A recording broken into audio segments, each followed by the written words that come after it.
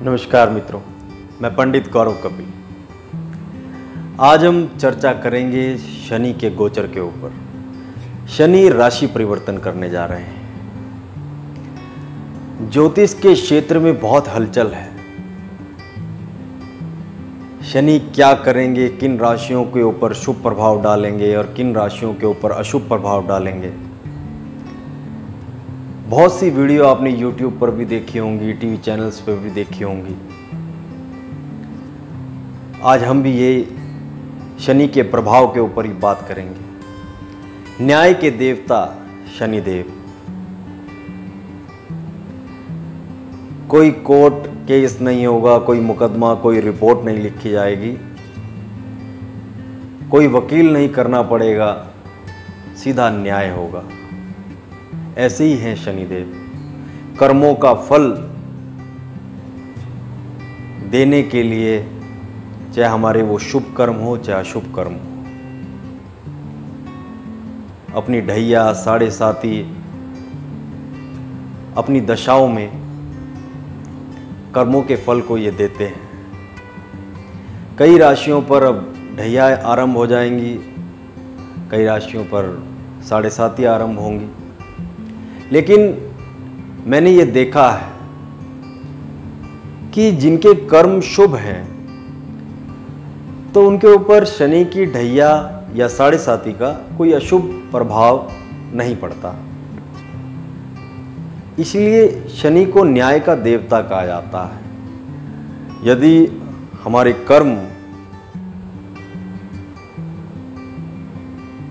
गलत हैं तो उनको उस समय पर शनि की ढैया या साढ़े साती या शनि का गोचर जब चेंज होता है तो उस समय अधिक नकारात्मक प्रभाव झेलना पड़ता है। 12 लग्नों और 12 राशियों पर इसका क्या प्रभाव होगा, आज हम इस बारे में बात करेंगे। आज हम केवल 4 ही लग्नों के ऊपर बात करेंगे, मेष, वृष, मिथुन और कर्क, और 4 ही राशियां ये। यदि आपके लगन के अनुसार शनि का गोचर अच्छा है और राशि के अनुसार शुभ नहीं है तो उसको मध्यम मानना पड़ेगा आपको। और यदि लगन के अनुसार भी गोचर शुभ बताया जा रहा है और राशि के अनुसार भी शुभ बताया जा रहा है तो वो बहुत ही शुभ फल आपको देने जा रहे हैं। शनि कारक होता है नौकरी का, सेवा का, न्याय का। मेष लगन जिन जातकों का है या मेष राशि जिन जातकों की है, उनके ये 11वें भाव में प्रवेश करने जा रहे हैं, लाभ भाव। इससे पहले उनके दशम भाव में चल रहे थे मकर राशि। शश नामक महापुरुष राजयोग वहाँ पर ये बना रहे थे और अब भी 11वें भाव में है, लाभ भाव में, और भी अच्छा है। पीछे जो आपने प्रयास किए हैं, जो कर्म आपने किए हैं, अब उनका लाभ मिलने का अवसर आपको मिलेगा। जो आपने बीज बोया है पीछे, अब उसका काटने का समय कुंभ राशि में जब शनि गोचर करेंगे उस समय ये रहेगा। हालांकि ये अभी ज़्यादा समय तक नहीं रहेंगे। 29 तारीख में ये कुंभ राशि में प्रवेश करेंगे और 12 जुलाई 2022 में ये वापस मकर राशि में आ जाएंगे और उसके बाद 17 जनवरी 2023 में वापस कुंभ राशि में शनि गोचर करेंगे। लेकिन फिर कुंभ राशि में आकर मेष लगन वालों को जब 29 अप्रैल से जो शनि चेंज करने वाले हैं कुंभ राशि में, तो उनको जो है अपने पिछले जो उन्होंने बीज बोया है, जो कर्म किए हैं, उसका लाभ प्राप्त होगा, शुभ फल उनको ये देगा। ऐसे समय पर आपको गलत राह पर चलाने वाले मित्र भी बहुत मिलेंगे। उस चीज़ से आपको बचना है क्योंकि इसकी सीधी जो दृष्टि होगी आपके लगन पर होगी। लगन हमारा शरीर और बुद्धि और पंचम भाव पर, बुद्धि पर भी इसकी दृष्टि होगी। तो गलत रास्ते पर चलाने वाले ऐसे समय पर बहुत लोग मिलेंगे, तो उस चीज से आपको थोड़ा बचना है। शनि लाभ देने वाला है मेष लगन वालों को। और जिनका मेष लगन है और यदि उनकी कुंडली में मेष लगन का स्वामी जो मंगल है लगन में ही विराजमान है, यानी मेष राशि में ही विराजमान है, तो उनको अपने स्वास्थ्य के प्रति थोड़ा ध्यान रखने की आवश्यकता है। या मेष लगन वालों का मंगल पंचम भाव में यदि स्थित है तब उनको थोड़ा स्वास्थ्य के प्रति जागरूक रहना है। और या फिर मंगल अष्टम भाव पर यदि स्थित है कुंडली के अंदर, जो उनकी जन्म कुंडली है, अपनी पत्रिका खोलिए और देखिए, यदि आपकी लगन में मेष, आपका लगन मेष है, उसमें 1 नंबर लिखा हुआ है, या मेष राशि है, वहां पर चंद्रमा 1 नंबर की राशि में विराजमान है और मंगल भी वहीं पर विराजमान है कुंडली में,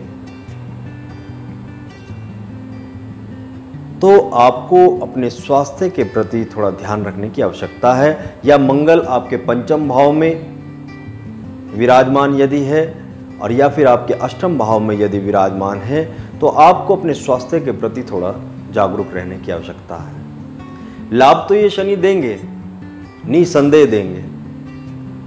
और यदि कुंडलियों में गोचर का जो इफेक्ट होता है, गोचर का जो प्रभाव होता है, यदि हमारी कुंडलियों में भी अच्छी दशाएं चल रही हों, तो गोचर का प्रभाव और अधिक शुभ फल देने वाला हो जाता है। यदि कुंडली में दशाएं थोड़ी खराब चल रही हैं और गोचर अच्छा चल रहा हो, तो उस खराब समय को थोड़ा सा सारा लग जाता है उस समय।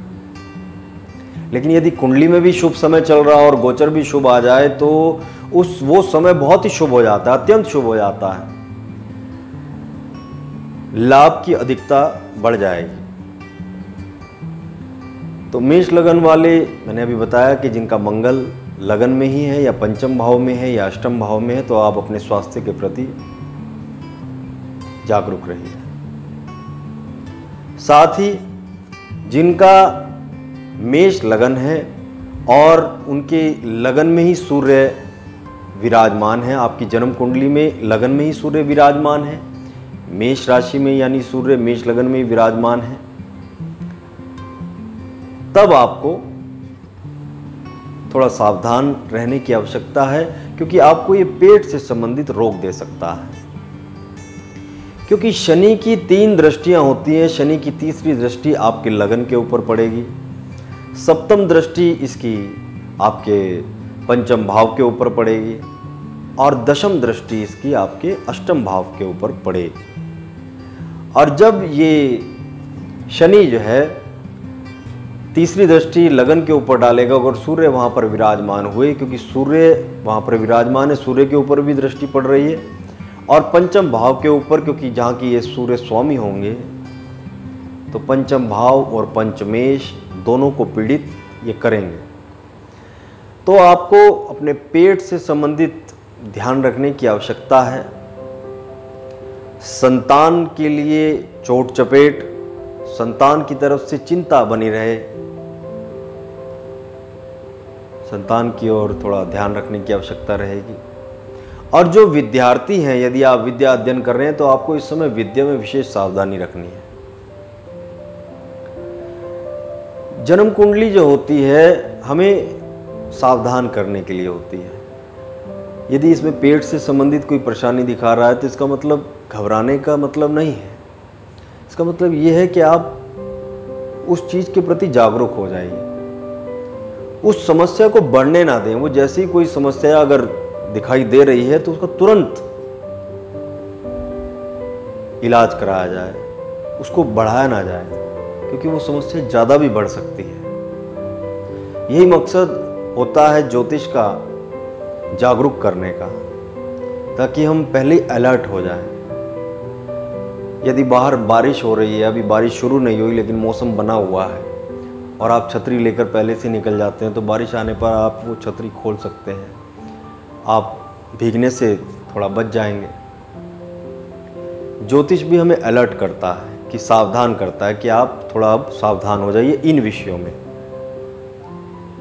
तो थोड़ा अपने संतान के प्रति आपको सावधान रहना है। जो विद्यार्थी हैं उनको विद्या में थोड़ा और प्रयास की आवश्यकता इस समय रहने वाली है।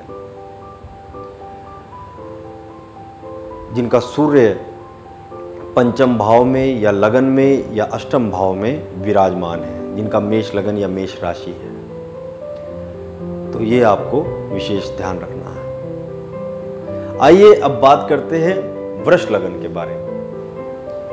जिन जातकों का वृष लगन है या वृष राशि है, तो आपके ये दशम भाव में प्रवेश करने जा रहे हैं। और मैं समझता हूं कि सबसे शुभ जो ये रहेगा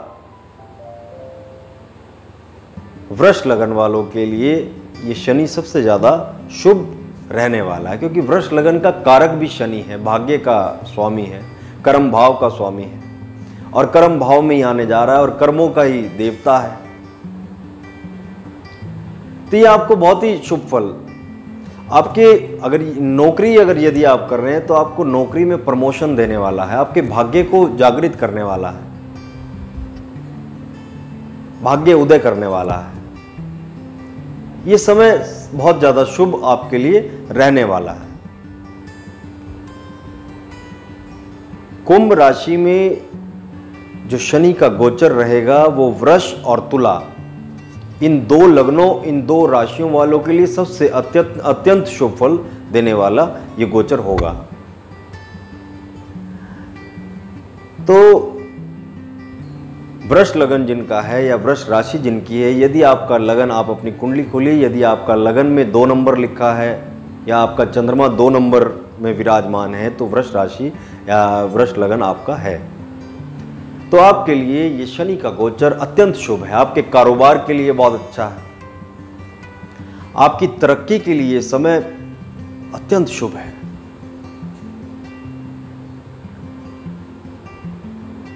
अब जिनका वृष लगन है उनको खराब क्या कर सकता है, आइए उस बारे में बात करते हैं। जिनका वृष लगन है, यदि उनका सूर्य कुंडली में, जन्म कुंडली में, मेरी बात पर ध्यान दीजिएगा, जन्म कुंडली में वृष लगन या वृष राशि यदि जिनकी है और उनकी कुंडली में सूर्य यदि दशम भाव में, यानी जहां पर शनि गोचर में आए हैं 11 नंबर में कुंभ राशि में, वहीं पर जन्म कुंडली में सूर्य विराजमान है, या 12वें भाव में मेष राशि में सूर्य विराजमान है,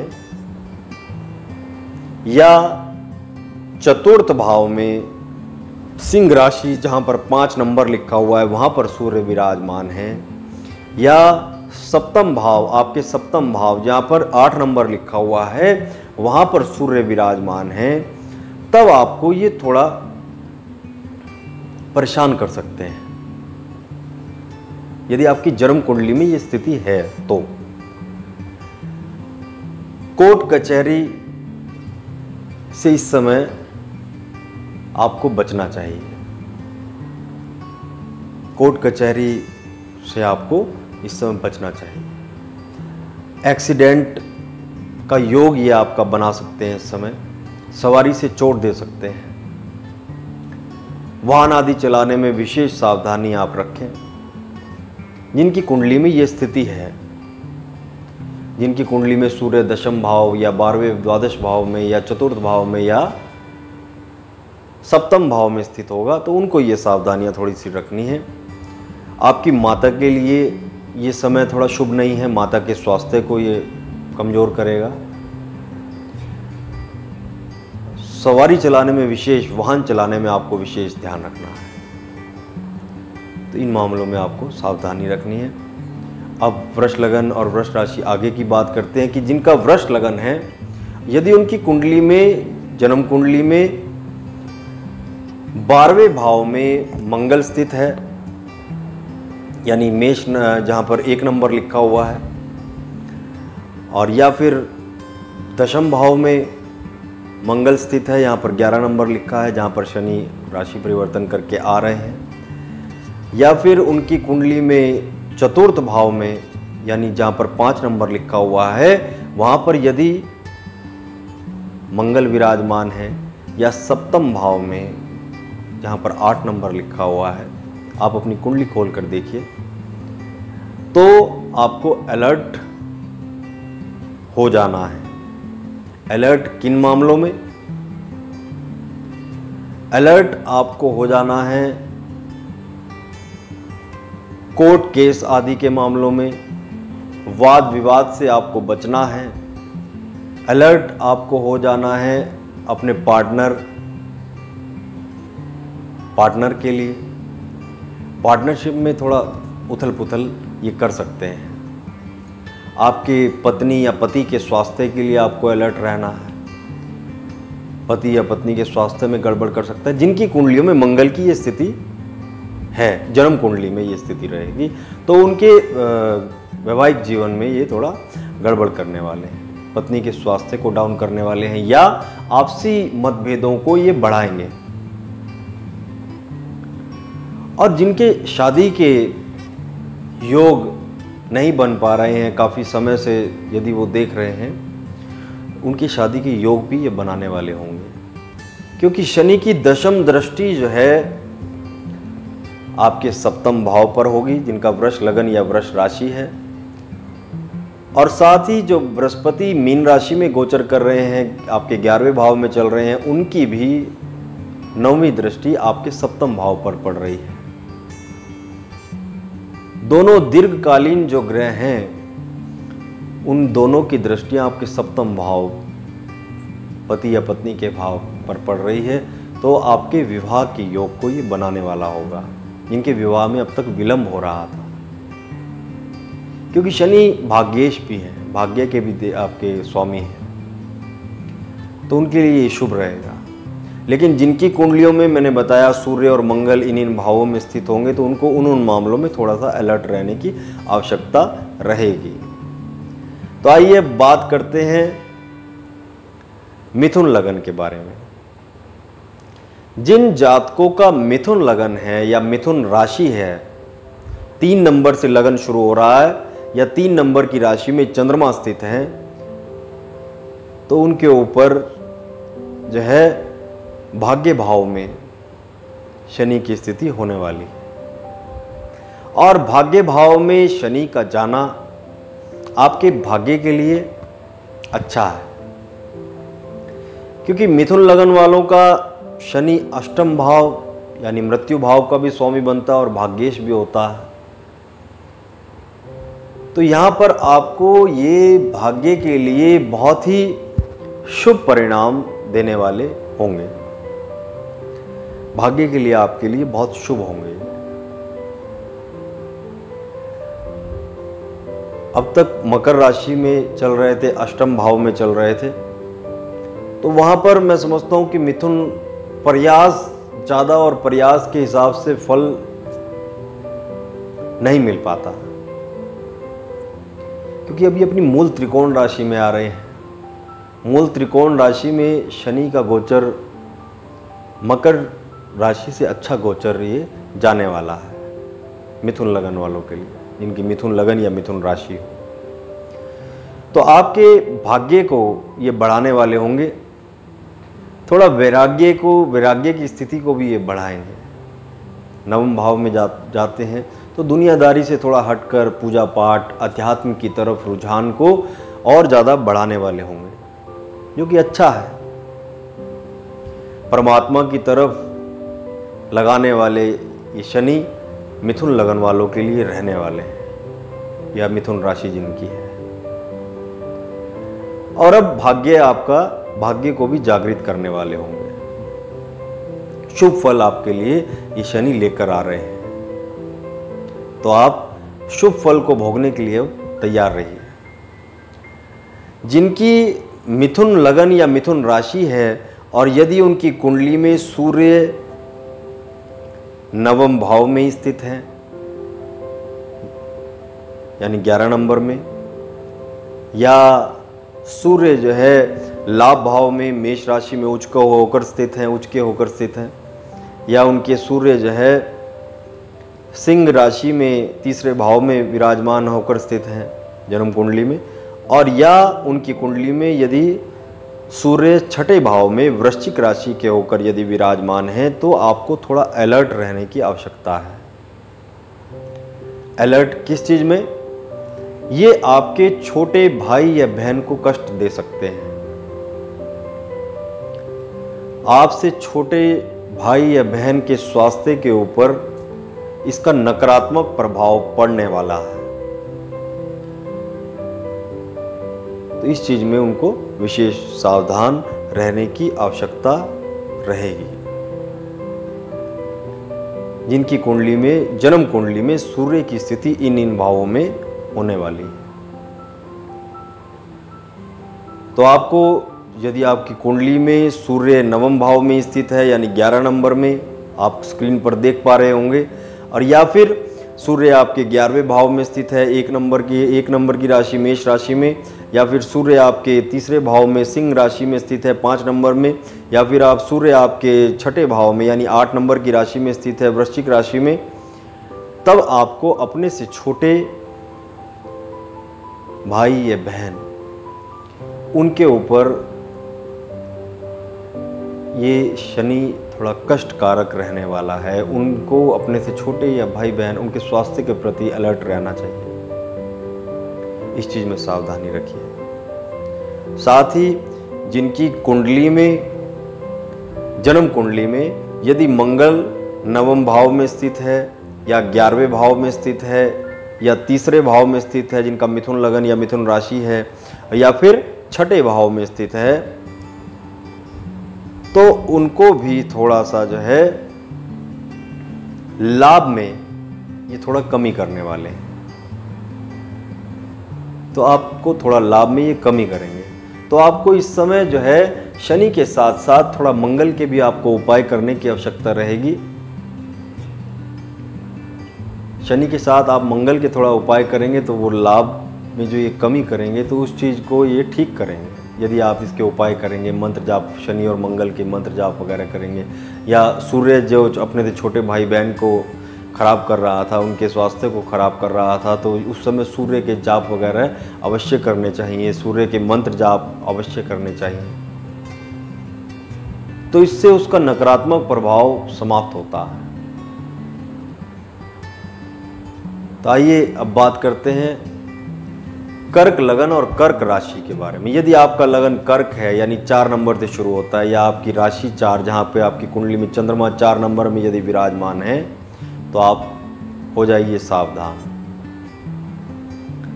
आपके ऊपर ढैया आरंभ होने जा रही है, शनि की ढैया, क्योंकि शनि आपकी कुंडली में अष्टम भाव में प्रवेश करने वाले हैं। अब जब ये अष्टम भाव में प्रवेश करेंगे तो शनि आपके सप्तम भाव के भी स्वामी हैं, यानी पति या पत्नी भाव के भी स्वामी हैं। पार्टनर की हेल्थ के लिए, लाइफ पार्टनर की हेल्थ के लिए आपको सावधान रहना है। सावधान रहना होगा उनके स्वास्थ्य के प्रति। आपसी मतभेद को थोड़ा बढ़ाने वाला ये शनि होगा। मान सम्मान के प्रति जो है हानि कर सकता है, मान सम्मान में हानि दे सकता है। गुप्त चिंताओं को ये बढ़ाने वाला होगा। गुप्त चिंताएं कई तरह की सामने आ जाती है जो हम किसी के साथ डिस्कस भी नहीं कर सकते। तो इस प्रकार से जिनका कर्क लगन या कर्क राशि है उनको थोड़ा अलर्ट रहना है। उनको शनि के मंत्र, शनि के जाप अवश्य करने चाहिए, शनि की पूजा उनको अवश्य करनी चाहिए जिनका कर्क लगन या कर्क राशि है। तो आपको सावधान इस समय रहने की आवश्यकता है। जिनकी कर्क लगन या कर्क राशि है, यदि उनकी कुंडली में, जो उनकी जन्म कुंडली है, उसमें सूर्य अष्टम भाव में स्थित है यानी 11 नंबर में स्थित है, या फिर दूसरे भाव में स्थित है, सिंह राशि जहाँ पर 5 नंबर लिखा है वहाँ पर स्थित है, या फिर दशम भाव में जहाँ पर 1 नंबर लिखा है वहाँ पर यदि स्थित है सूर्य, या फिर 8 नंबर जहाँ पर लिखा है, वृश्चिक राशि जहाँ पर है वहाँ पर यदि सूर्य विराजमान है जन्म कुंडली में, तो आपको अपने आर्थिक पक्ष में विशेष इस समय सावधान हो जाना है। कहीं भी नई योजनाओं में पैसे लगाने से इस समय बचें। नए कार्यों में पैसे लगाने से आपको बचना है। विशेष सावधान आपको रहना होगा आर्थिक मामलों में, और उधार तो इस समय ना ही दें तो अच्छा है। तो आर्थिक मामलों में आपको सावधानी रखनी है। थोड़ा पारिवारिक कुटुंब में मतभेद को भी बढ़ाएगा।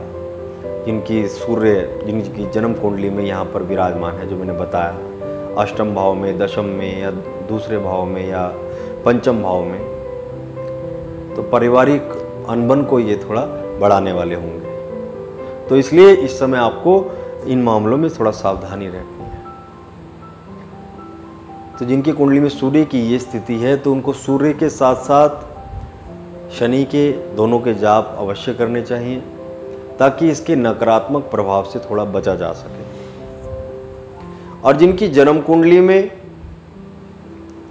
मंगल यदि अष्टम भाव में ही विराजमान है, या जिनका कर्क लगन है और कर्क की राशि है, यदि उनकी कुंडली में अष्टम भाव में, जहाँ पर शनि आए हैं गोचर करके कुंभ राशि में, तो उनकी कुंडली में यदि मंगल वहाँ पर विराजमान है, या दशम भाव में विराजमान है जन्म कुंडली में, या दूसरे भाव में जहाँ पर 5 नंबर लिखा है, या 8 नंबर जहाँ पर लिखा है, यदि मंगल वहाँ पर विराजमान है, तो आपको अपने कारोबार के प्रति विशेष सावधान रहने की आवश्यकता है। कारोबार में बहुत उथल पुथल करने वाला है, नौकरी में बहुत उथल पुथल करने वाला है। जिनकी कुंडली में मंगल की ये स्थिति होगी जन्म कुंडली में, तो आपको अपने कारोबार, यदि आप व्यवसाय कर रहे हैं, उसमें विशेष सावधानी रखने की आवश्यकता है। और यदि आप नौकरी कर रहे हैं, तो वहाँ पर भी आपके ऊपर कोई आरोप आदि लग सकते हैं, जिसके कारण परेशानियाँ बढ़ सकती हैं, नौकरी तक जा सकती है। अलर्ट रहिए। शनि और मंगल के जाप जिनकी कुंडली में ये स्थिति है, उनको अवश्य करने चाहिए। ये शनि न्याय के देवता हैं। ये हमारे कर्म देखते हैं। जैसे हम कर्म करते हैं, वैसा हमको ये फल देते हैं। तो कर्मों के अनुसार ये फल देने के लिए आ रहे हैं। तो जिन जिन बारे में मैंने सावधानी रखने के विषय में कहा, तो उन क्षेत्रों में आपको सावधानी रखनी है, अन्यथा ये शनि सबके लिए शुभ फल देने वाले होंगे। आज के लिए इतना ही। अब आगे के 4 लगनों के बाद, इसके बाद वीडियो में बात करेंगे। आज के लिए इतना ही। नमस्कार। यदि आपको ये वीडियो अच्छा लगे तो इस हमारे चैनल जय दुर्गे ज्योतिष कार्यालय को सब्सक्राइब अवश्य करें और शेयर भी अवश्य करें। नमस्कार।